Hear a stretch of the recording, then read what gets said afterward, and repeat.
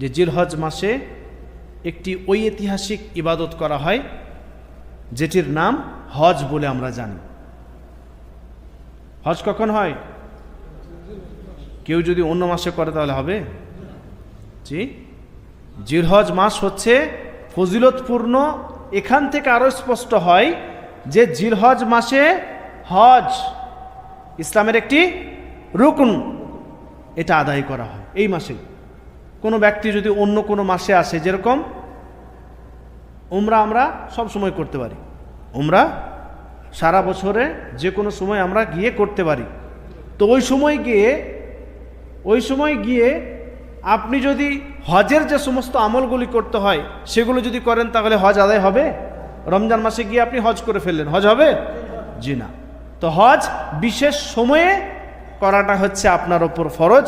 তো বিশেষ সময়ে যদি করেন তাহলে আপনার সেই হজ আদায় হবে, নচেত হবে না।